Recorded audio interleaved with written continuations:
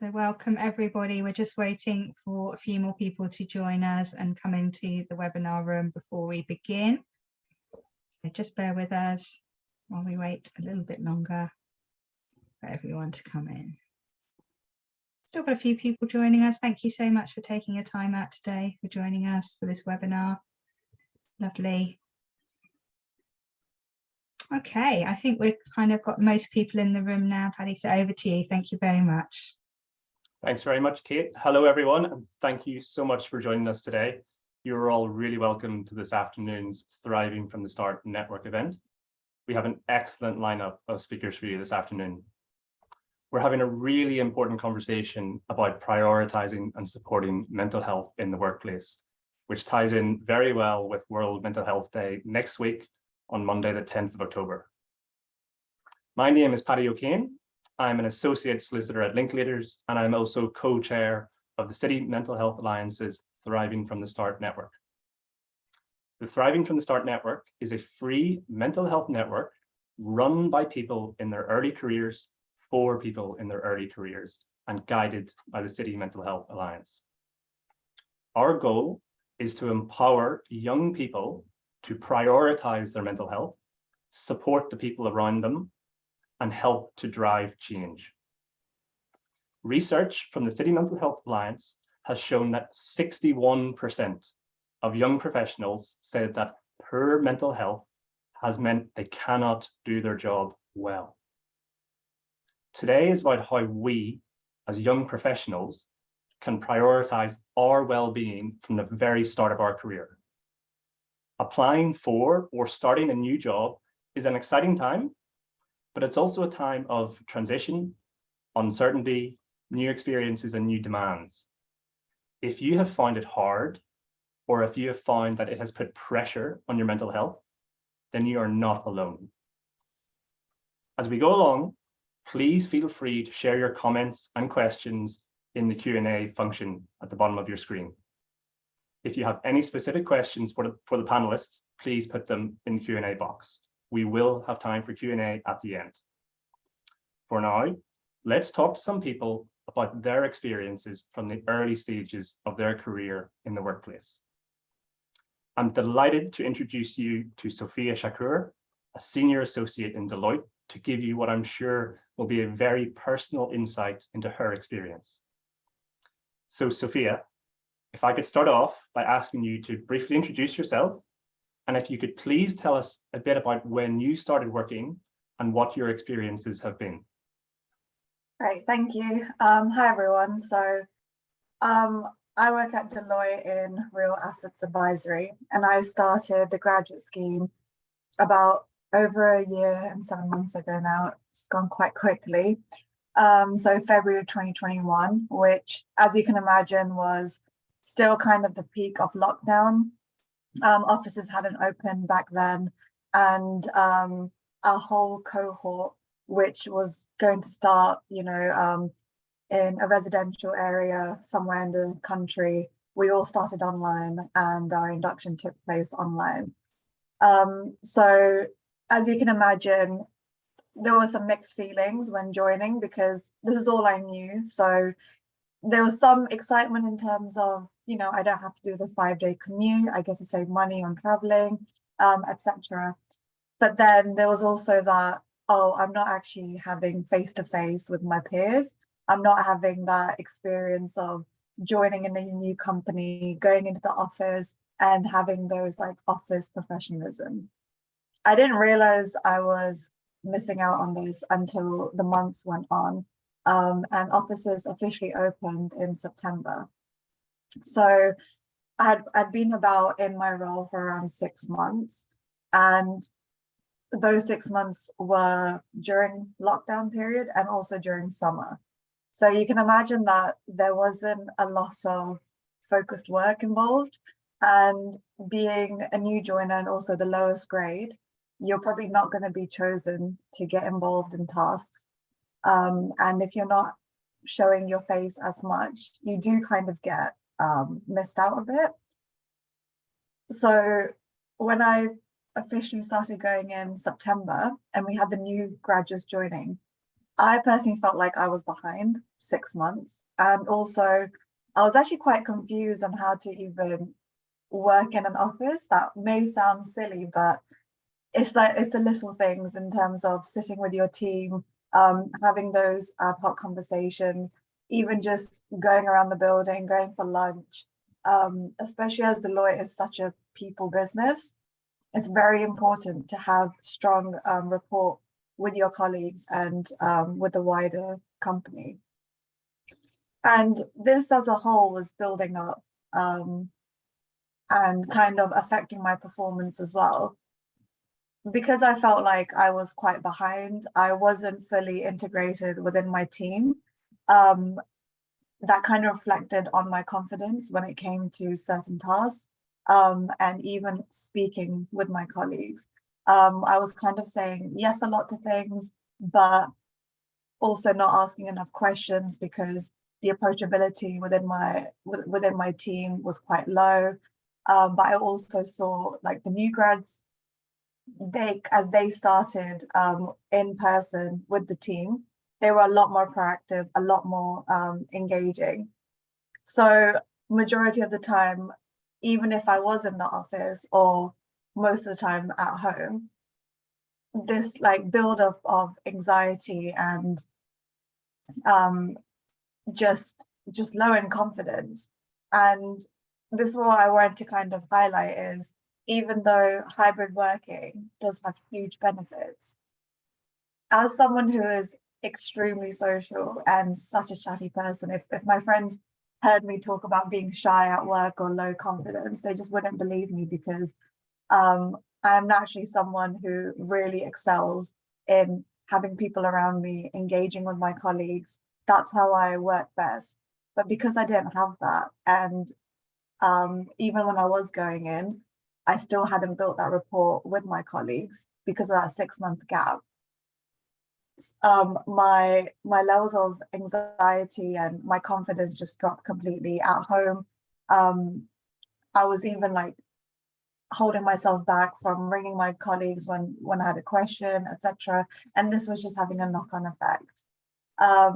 So this was quite challenging during this period, especially when I was like turning up to being a year in, and I was just doubting myself, like I'm a year in, am I just not good enough? You know, you kind of get that imposter syndrome kicking in. So yeah, I know I'm speaking a lot, but that was quite in-depth, like a year overview of someone who started during lockdown. And I think it's great for people who excel, that can work on their own, but for people who do actually need others around them and need that social engagement, I don't think it's spoken enough how we do kind of suffer a lot more, and the importance of coming in has huge benefits. Just aside from work, just your professionalism within the office. Absolutely. Well, firstly, Sophia, thank you so much for sharing that. We really appreciate how candidly you spoke about that. I also completely resonate with what you're saying. I also started my career in March 2020, so I totally resonate with a lot of the things you've said. Could I also ask what helped you to manage those experiences you felt, and where are you now? Yeah, so after sort of identifying that I'm not actually fully happy, or for myself, I'm not performing at a level where I know I can do a lot better. So, you know, a great thing is constantly seeking feedback from your team and actually having self-reflections for yourself. Observe how you're feeling day to day when you're working from home or going into the office. How are you feeling? You know, you kind of tell yourself when you start your new career, that's it. I'm done. This is it. I'm going to be in this forever. But actually things change, and, you know, reality hits you, and there's so much in working life that no one can prepare you for. But it's so important that you check yourself during the whole period, especially at the start, because that's where you're meeting so many new people, so many new different working styles, especially during this hybrid working time where companies are still figuring out how to manage their teams, you need to figure out what's best for you. You know, we kind of grew up with an attitude that work is Monday to Friday, 9 to 5, but now it's different. Now it's a lot more flexible. You can work from abroad, you can work from home, you can work from the gym if you wanted to. It's how you best function. So I remember there was that we had a mental health talk, or there was a session about well-being during Deloitte, and that's where I first actually started to reflect on how I'm feeling. So I reached out with my managers, and I actually, for me, it was a bit different. I realized that this working style within this role wasn't actually best suited for me. It was hiding a lot of my strengths that I knew I had, and kind of showcasing more my weaknesses, but which is fine, which is really good. But I wasn't working on those weaknesses because they were just getting highlighted more and more.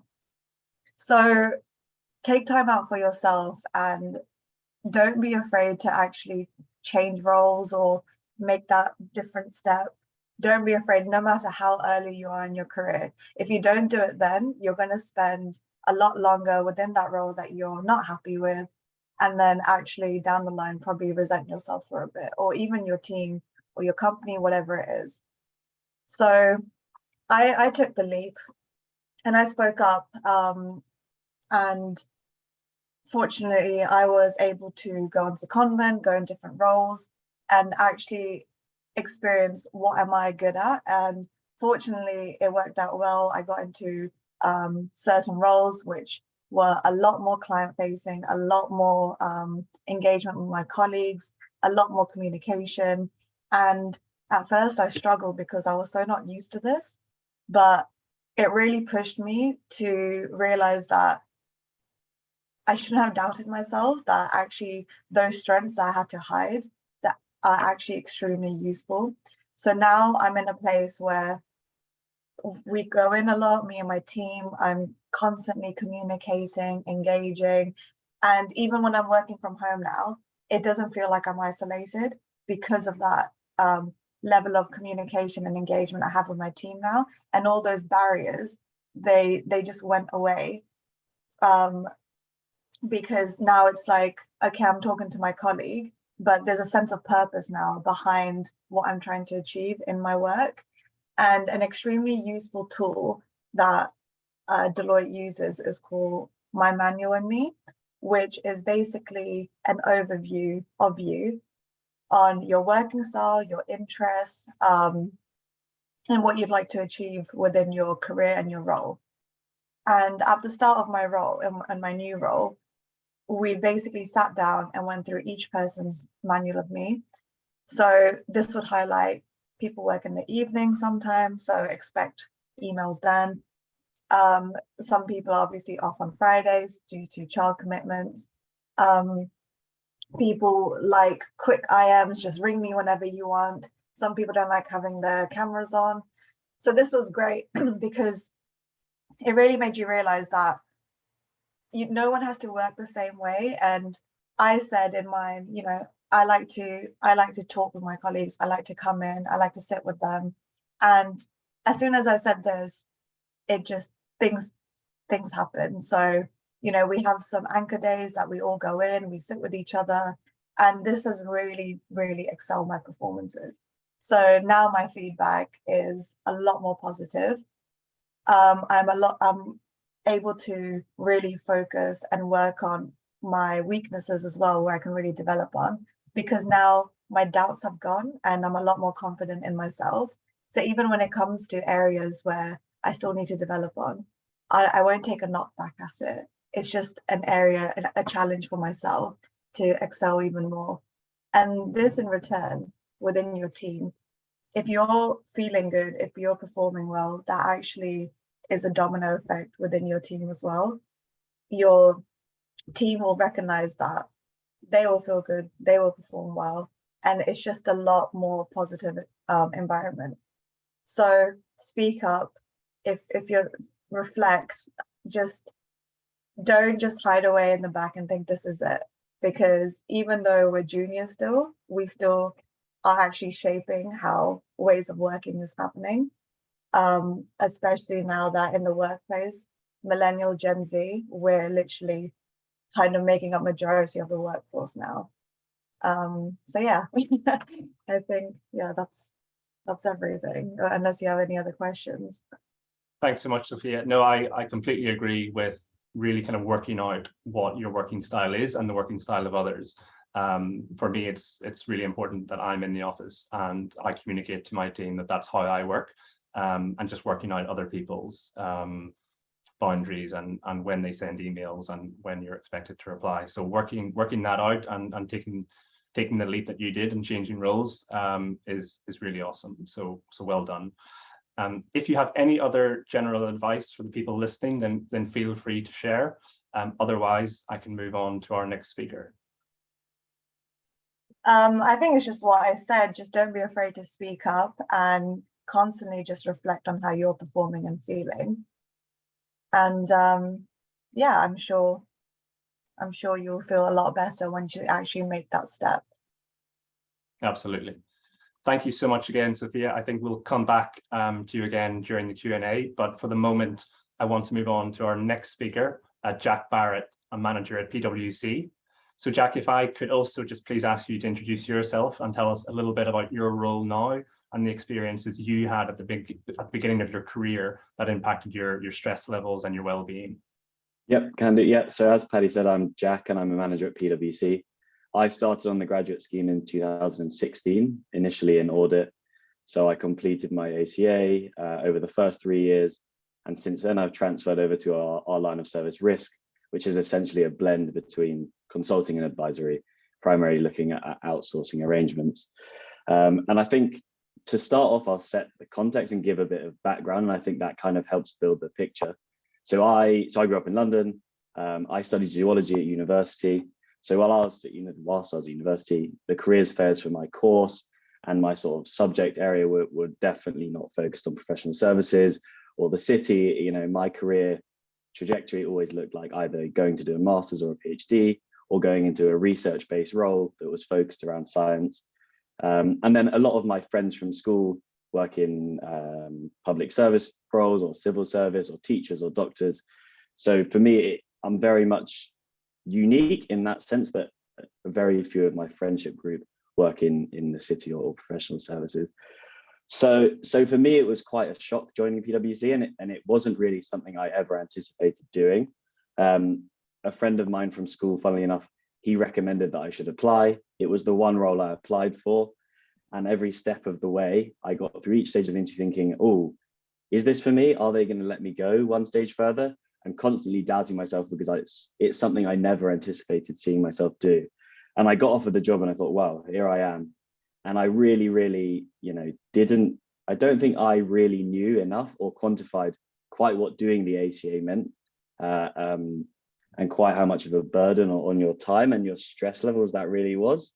So it was a real shock for me. And I think the way this really sort of puts it into context. I remember my first day at PwC queuing up to get our photos taken and introducing myself to the person in front of me. They turn around and they say, oh, so what internships did you do in your summers at university? And I sort of went, people do internships? And that was like a completely foreign concept for me, which really, really didn't make me feel particularly welcome or at home. But now, 5-6 years into the role, I absolutely love PwC. But yeah, I mean, for me, the ACA, it was a huge shock.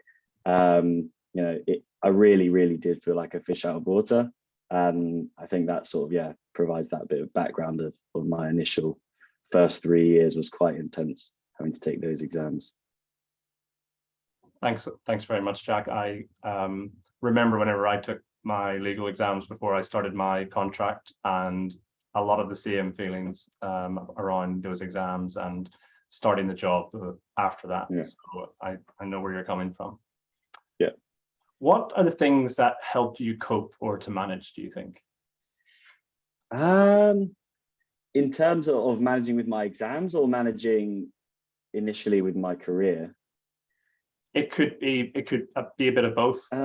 Okay. Well, I think I can probably give a bit of background into the exams, and then I think that leads probably quite well into how I found that support mechanism. So for those who aren't familiar with the ACA, it's a 3-year qualification. It entails 15 exams. And typically, and I think this is where the stress level comes in, is most firms will have within your contract terms that, so for me, it was if you failed the exam by more than 10%, you lost your job. If you failed an exam twice, you lost your job. So there was constantly that feeling of insecurity. So for someone who initially went into that role feeling like maybe they weren't fit for it, or it wasn't something they should be doing, that imposter syndrome, which Sophia also talked about, knowing that your job was constantly on the line created an immense level of stress every single time you did that exam. And for me, what I found really difficult was, I didn't see myself as the same as a number of the people in my cohort. So there was constantly comparing myself to other people. And I felt like, oh, they'd always known they wanted to do the ACA. They always knew they wanted to go into financial services or professional services, and they had their whole career mapped out. And for me, it was sort of like, whoa, what I need to do is just get through this next exam. And it culminated in me actually failing an exam, and which was an incredibly stressful period in my career for a number of reasons. So everyone's on an exam pathway, everyone does their exams at the same time. So for me to, constantly comparing myself to everyone and trying to make myself feel like I fitted in, I had to then go and do 3 exams whilst everyone else was doing 2 to ensure that I remained on that pathway, which created that additional level of stress. And it, to balance that, and I think one of the things that I found really, really beneficial, I mean, it sounds simple, but was to try and stop myself comparing myself to other people and how they revised. I found a colleague who I got on really well with from a social aspect, and we sort of became revision buddies. And I think that was the beginning of me building up that support network at PwC. And so then we could go and spend evenings revising together, weekends revising together in the office.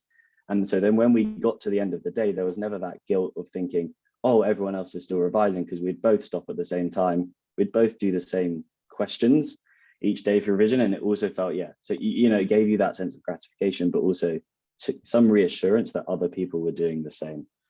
And then I think, the other thing for me that came out of it was we have a pastoral system at PwC, which I presume is quite similar in many other firms, where you're assigned a career coach. So rather than helping you with the professional side of work, they'll always be there for anything pastoral. And so for me, when I failed that exam, I had to go through a number of forms, processes to sort of identify why I failed the exam in the first place, and how I would get through that exam in the second place.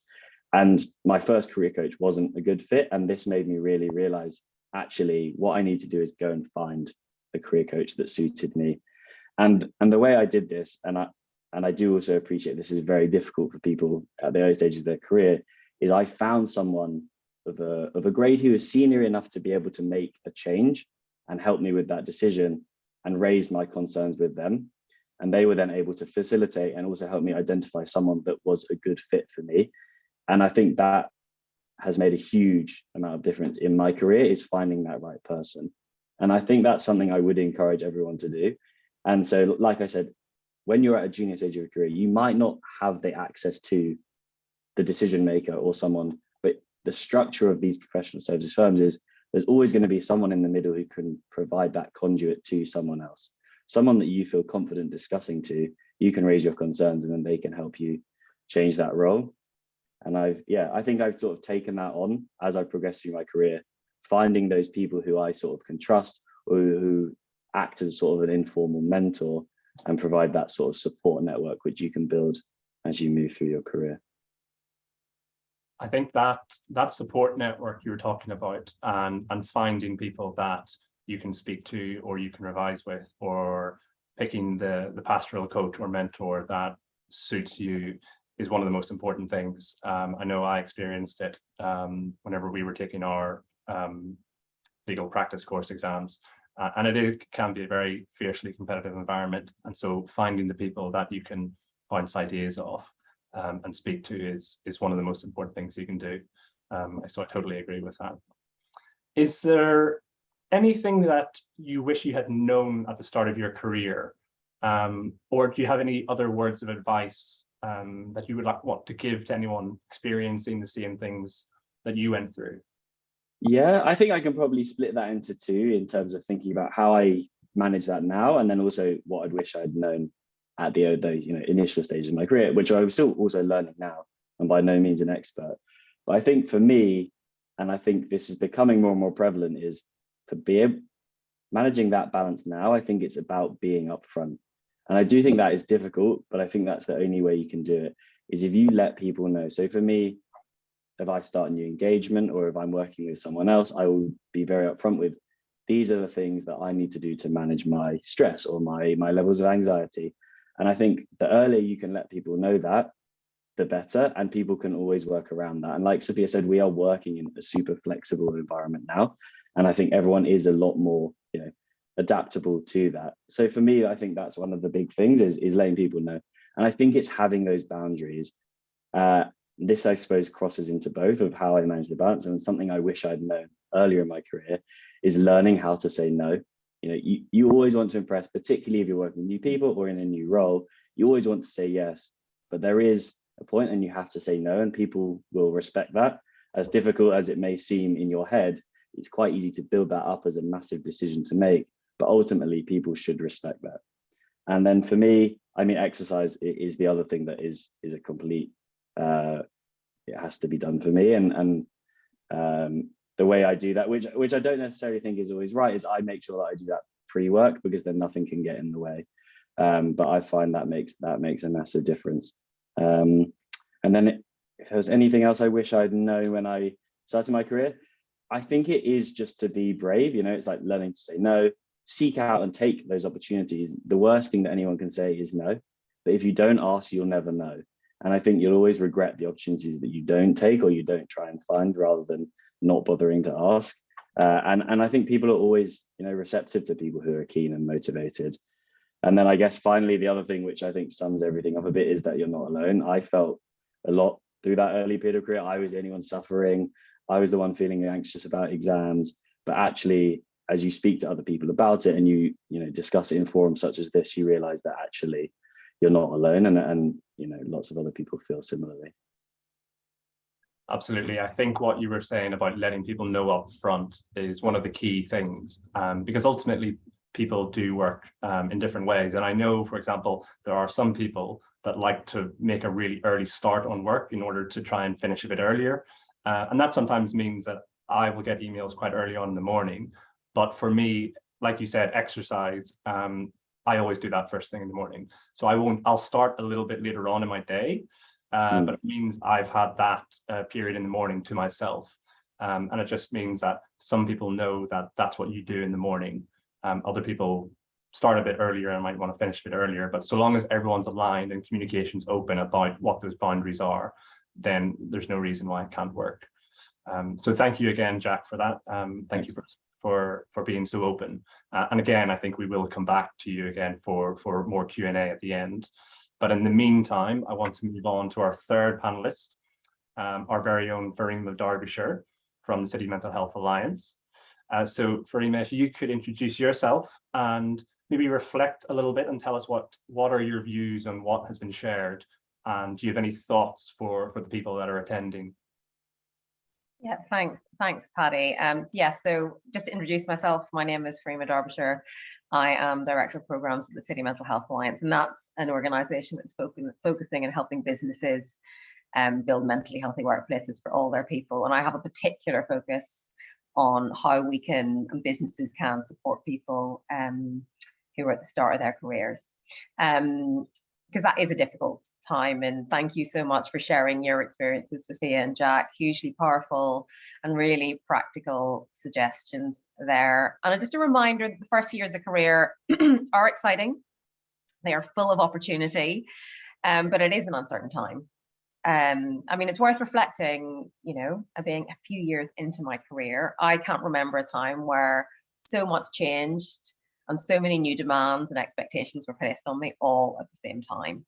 So it is also a stressful time. And I also want to recognize that so many of you finished education or started a career in really unprecedented situations with the pandemic, and you all deserve so much credit for getting through that. So, just say, reflect on what Jack said. it is okay if you find things difficult. And a CMHA survey showed that for various reasons, we did a survey of over 1,000 young professionals last year, and 72% said that they'd experienced poor mental health in the previous 12 months for whatever reason. So you are not alone. And we've touched some of the challenges in the workplace that face people. So feelings and doubting themselves, imposter syndrome, that is so common. 2 in 5 of the people in our survey said they experience it all the time or very often. So that's quite a significant number. Finding ways of working that are right for you. That was something else that people struggled with. And I would also reflect that you are coming into the workplace, you're in the workplace and trying to find your way of working at a time that the entire organization is trying to find its way of working. And there were huge opportunities there, but it is in flux. And as Sophia said, the opportunity there is that you have the opportunity to shape this for the future. So it is hard, but you do have ownership here, and you should, and your voice counts as much, if not more, than others, because at the end of the day, you are the future leaders and managers of the workplace. And I don't know, and work-life boundaries, that's a kind of really common thing, a real thing that was coming through in our survey. And I don't know if any of these challenges that have been discussed today resonate with people here with us, and do feel free to agree or disagree in the chat and say, actually, none of this is a problem and it's something else. Please do share.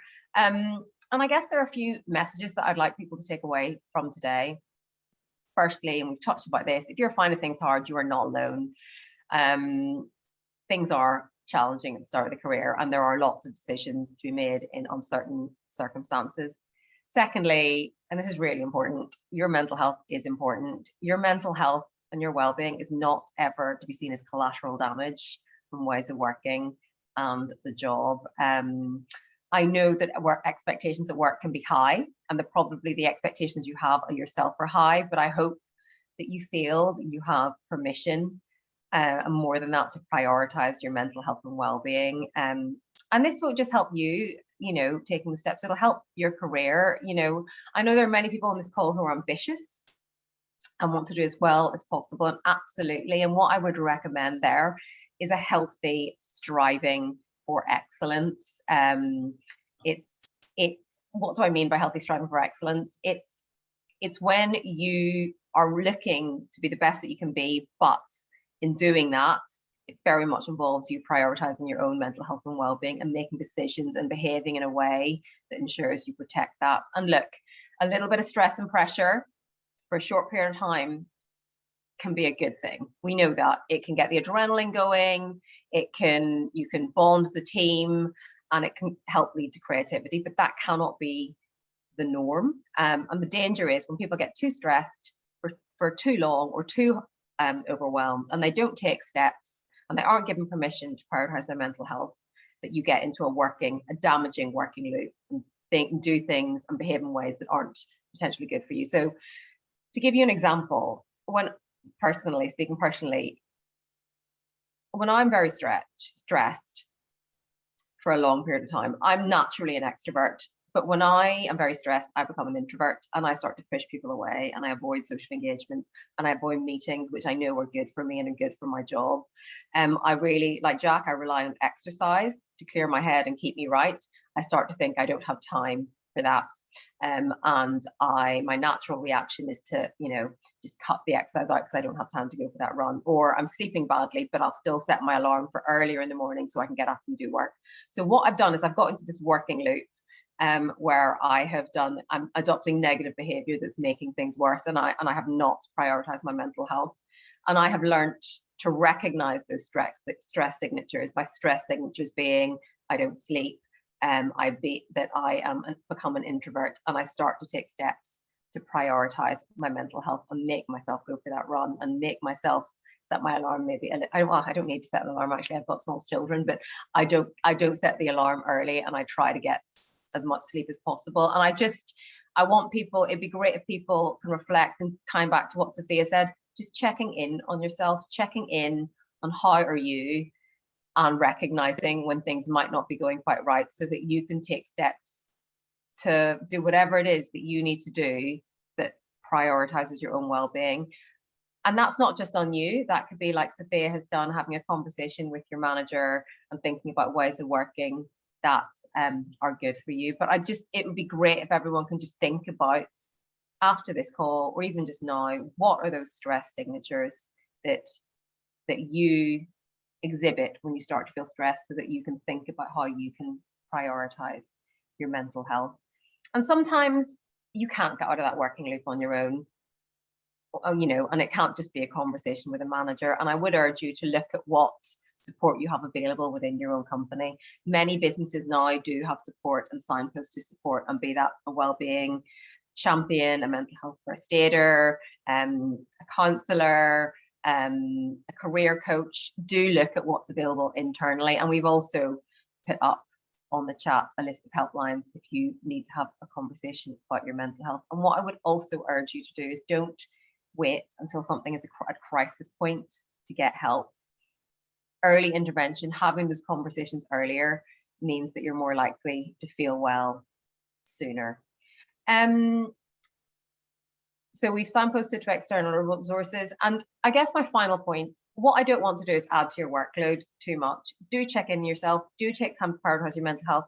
We also recognize that when we're talking about the workplace, managing your own well-being does not just fall on your shoulders. This is not for you to fix all the time when you're struggling. And I want to reassure you that the CMHA, as an organization, working with lots of businesses, is looking at ways that we can create workplaces that proactively support your mental health through job design, through having enough resources, through making sure you have breaks, through having the support services that you need. So I do not want people coming away from this call feeling it is, if they're struggling, that it's all just for them to fix. There is work to be done within the workplace as well.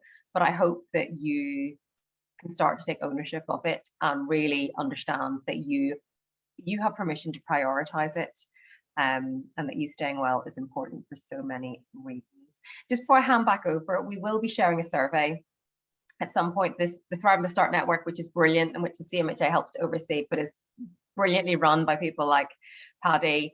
We want to learn from you on what works for you and how we can support you. So there'll be a little survey shared. If you could fill it in now or towards the end, that would really help our thinking. But I think I'll just pause there, Paddy, and hand back to you.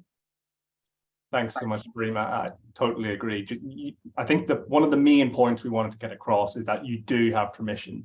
You are allowed to take ownership of your career, and you are allowed to prioritize your mental health. It is something that you can and should do, because it ultimately makes you a better employee. And really being able to spot what those triggers are is one of the key things, to kind of have that self-awareness of knowing when something has kind of set you off or has triggered something. So if we actually just move on to some of the questions we've had come in, and it's wonderful to see so many people engaging with this discussion, and it's definitely encouraging a culture of healthy sharing and open and honest communication. I think I'm going to turn to Jack first of all, because we've had a question about how has your experience affected the way you are towards new joiners after you? So is there anything you have to reflect on, Jack, about how you approach people below you now and how you would approach them? Yeah, I think absolutely. What would I say? So when I was working in audit, there were quite long hours, which I'm sure many of you are familiar with. And I think there was sometimes a culture of presenteeism. But I think, ultimately, for me, what I would take on board the most is that it's about listening and taking on board and caring about everyone that's around you, particularly those junior staff members. I now understand how I felt at that time. And so I can put myself in those people's shoes and try to make them feel more welcome, more supported, and also feel that, there isn't so much pressure on them. But also, it's so easy for a new joiner when you're first, initially starting your career, to feel like there is so much pressure. I think what I try and do is now, as a moderately less junior person, is to take some of that pressure off and ask people how they're doing. It isn't just about work; it's about how people are doing personally and from a mental health and wellbeing perspective. Thank you, Jack. No, I totally agree with that one as well. If I'm actually move on to Sophia, because there is a question about what you would do if you aren't happy in your role, but you're not sure what you want to go into. And I know, Sophia, you had a bit of a transition out of your role and you went on secondment. So do you have any advice for someone who's what to do if you aren't happy in your role, but you're really just not sure about what the next steps are or how to find something that you do want to go into? Yeah, definitely. I mean, that's such a good question, because what do you know? What do you like unless you're in it? But I would say like two things. The first one is, if your company does allow you to go on secondments or try out or even support on different projects that are outside your normal skill set that you're used to, try and get involved and definitely put your hand up or just speak to your manager saying, I've got some capacity, can I please support on that? And just see, you know, is this an area that you enjoy? So I got involved in 2 secondments and they had very similar type of working style, and that's how I knew this is definitely for me. The second one is understanding what you're like. So this is a term we call business chemistry, and there's 4 personality types, if you will. The first one is guardian, which is the more into the details, good with numbers, you know, kind of spot out any little thing on a PowerPoint or Excel. The second one is pioneer, which is more the consulting. So like overview, ideas, brainstorming within a team, fast-paced environment. And then the other 2 are integrators and drivers. And you can be 2 of those more, or you could be 1 extremely more. So I'm a pioneer, and my role originally was more guardian. And I didn't realize that this is why I wasn't enjoying it as much, because it was so into the details. Whereas I'm a people person, I'm full of ideas. I need every day to be different. So identify what you're like. Are you ABC, every day, systematic approach, or are you chaos, organized chaos? You know, working on a real-time project, every day is different. If you identify what you're more aligned with, and then reach out to people within those teams, speak to someone, ask them, what exactly do you do? And actually understand what they're doing. It's very easy for someone to tell you what they do and for it to go over your head. Actually ask, what clients are you getting involved with? What projects are you working on? Day to day, the mundane tasks, the exciting tasks, what is it? And really understand what that is. And is it something that you like, knowing what you're like? Because if you don't understand what you enjoy and what type of person you are, you will not know what kind of role you want to get into. So yeah, I think from what I know so far, that's how it helped me. Thanks, Sophia. I know, and it actually can be quite difficult to find out what it is you actually enjoy or like, because sometimes you might feel that you're doing it maybe to please others, or you feel like you need to, but really trying to find out and using those descriptions. I actually find that really interesting. I haven't really come across that before. Thank you. Farima, I want to come to you actually, because I know a lot of what we've been talking about today applies to quite large companies, the likes of PwC, Deloitte, Linklaters. But what about smaller companies? How does what we're saying apply specifically more, to a smaller company, for example, who may not have as many resources available? Does anything change at all? Well, I think that, the principles of finding a way of working that's right for you, being able to have, I think in your early careers, the line manager, the role of the line manager is all important. It's being able to have that relationship, and it doesn't really matter, if you're in a large company or a small company, you need to be able to have those open conversations. So there will still be other people within the organization that you can speak to if you're not comfortable speaking to your line manager, but you may need to look further and speak to other people and build that network for yourself. But I think the principles are the same in terms of prioritizing your own mental health, and there may not be as much support available, but there are things externally, and we would urge people I can see that we're having a bit of an issue with the registration link to the Thriving Start Network, but we have a lot of people from the small businesses who are part of the network, and we hope that we can support with knowledge and events in some ways. So we would urge people to do that as well. Thank you, Farima. I'm going to, I think, have one or two more questions just before we finish off. I'll come back to Sophia because we've had a question about being a woman in a more male-dominated industry or office.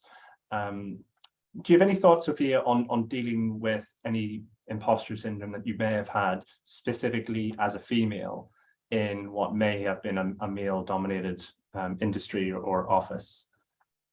Yeah, definitely.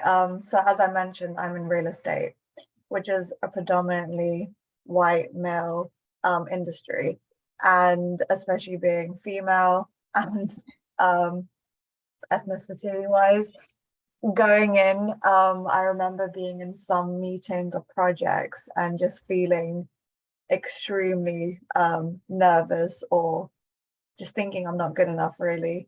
How I kind of wanted to make an impact within the team like that. I think once offices opened up and everything and we could have like face-to-face interaction, there's this initiative by Google called I Am Remarkable, and they do workshops to empower women in the workplace.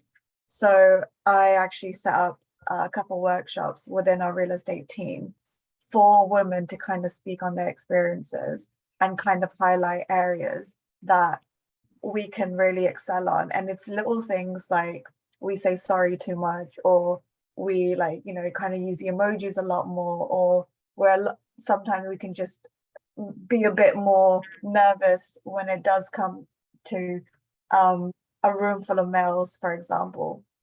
But really at the end of the day, we shouldn't feel like that at all. And I think it was listening to those females who are in higher positions just kind of be very straight up and say, only you're thinking like that, only you're putting yourself back. Walk into that room, speak to them. If you have something on your mind, say it, because it doesn't matter. Like, we are all the same. You're kind of making pre-assumption that they think that they're above you, for example. So I think it's a mindset thing. Again, confidence, just don't doubt yourself. You're just working with your colleague at the end of the day. It doesn't matter if they're male, female, what background they're from. You're literally there to just work and actually have great outcome. So if it does help, try to have that mindset, but also try to get involved in your company's women network, or as I mentioned, this I ran workshops for women empowerment.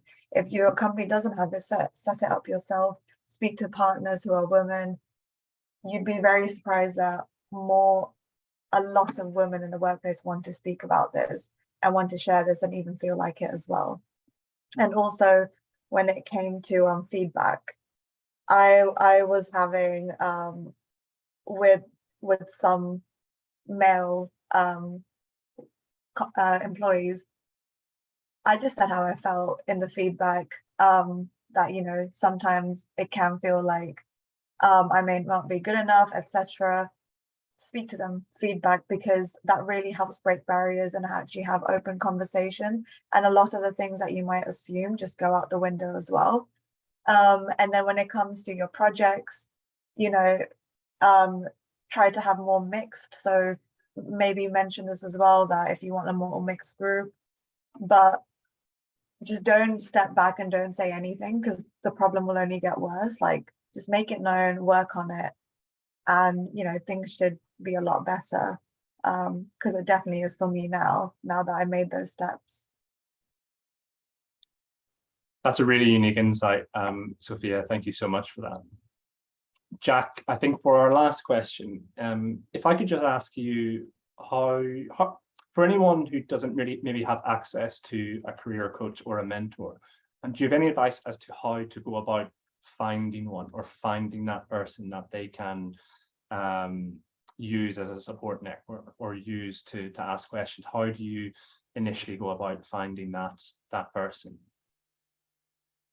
So I think I presume the question centers around if there's not a formal assignment of a career coach or a mentor, but I think I wouldn't say there is any one way to go about it, and I think ultimately only you will know who that person is.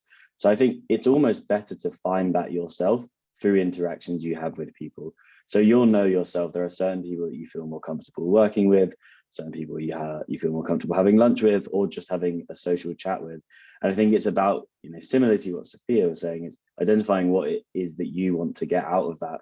And so when you find that person through those interactions, and someone that you do feel confident either, expressing your concerns with, or you want to get professional guidance from, I think that's how you identify it. And I think it is through putting yourself out there and meeting different people, whether that is through attending different meetings, attending seminars, or attending a networking event, or just through day-to-day work or exploring different options. That's how you identify. And I think the only way to do it is through speaking to many different people. And I don't think you can force it. I think you will just find that person and you sort of get into that rhythm. And I think with senior people, which I presume typically is a person that would play that role, the majority of those people would always be receptive to providing that or being that person or taking on that role. And I think it's just about being open with people and sometimes, taking initiative yourself to facilitate that.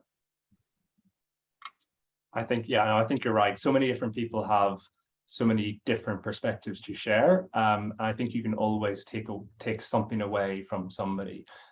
So I think just speaking to as many different people as possible, you will be able to gain something from that, and you will find someone who can offer something to you in a unique way. So I wonder if I could just add to that as well. If you wanted someone a bit more formal as well, do mention it in reviews. Someone that your line manager you trust, they may know someone who's also appropriate, but you make the judgment call over where they're right for you. But that's also something that I've mentioned that before. I've done in my past that I needed someone that's outside of my day to day. I didn't want someone who was looking at what I was doing day to day, but who could provide a more objective perspective. Yeah. And I know that was the last question, but can I just, Patty, I've just seen one come into the Q&A. I can see the Q&A as well. There's just one question I just wanted to address, if you don't mind, if that's okay, Patty. Someone asked how to overcome the feeling of feeling guilty for taking breaks, or thinking if I go away from my desk for a certain amount of time, people may check to see if I'm online, and if I'm not, they think I'm not working or being lazy. And it's quite sad to read that question, that maybe you feel in a culture or in a situation where you feel you can't take breaks from my desk. I mean, firstly, I would say you absolutely have the right to leave your desk and get away. And actually, it is recommended from a performance point of view. You will be better at your job if you do that. But to help you formalize that, I think it comes back to something that Sophia was saying earlier, having that conversation that a lunchtime walk or a walk for 40 minutes a day is important to you, a run for 40 minutes a day is important to you, and having that conversation up front and booking that maybe in your diary or blocking out time. I got to the point that I was blocking up time to protect my time from things, and it could be moved if something urgent came in, but if there was nothing urgent, people knew where you were, so you haven't disappeared, people knew exactly what you were doing. And I just would encourage try having those open conversations if you can, but you have absolutely, it's important for you and your mental health and your well-being and your job to step away. No one can be at their desk all day and be expected to perform well. So that, I just wanted to comment on that, but thank you. No, I agree. And it's difficult to know, for example, whether this is in the context of being in the office or being at home. But you would be surprised that when you are in the office, the amount of people that you do, when you're at home, you sometimes think, oh, I can't leave my desk. But when you're in the office, you realize that so many people are meeting for coffee, meeting for lunch. And I think people are aware that it is recommended to take breaks, and that you become stale if you're sat down for too long. But again, it's just having that conversation up front, and realizing that it will actually make you a better employee, and that your work will probably be more productive and efficient by taking regular breaks. So thank you for that, Farima. I think given the time, I think we'll just move on just to close this session. And before I do, I just wanted to say a huge thank you to our panelists, Sophia, Jack, and Farima for sharing their stories, thoughts, and reflections, and to thank each and every one of you who joined today for making the time in your busy days. This event has offered a unique chance to hear from Sophia and Jack about the challenges they have faced, whether it be imposter syndrome, uncertainty around ways of working, and dealing with professional exams and how they managed, as well as a chance to hear from Farima about steps that you can take to protect your own mental health. So our objective was really to normalize conversations around talking about mental health in order to encourage you as young people in your early careers to prioritize it, especially during what can be a very stressful transitional period in your lives. And importantly, we want to reiterate that seeking help is a strength and not a weakness. Asking for help will make you a better employee. So if you are in your early career or soon to start, and you would like to learn more about how you can prioritize your mental health during this time of transitioning into a job of intense change and increased expectation, then please do join City Mental Health Alliance's Thriving from the Start network to keep up to date with our latest news and events. So once again, thank you to everyone for joining today. I hope you have a great rest of your day.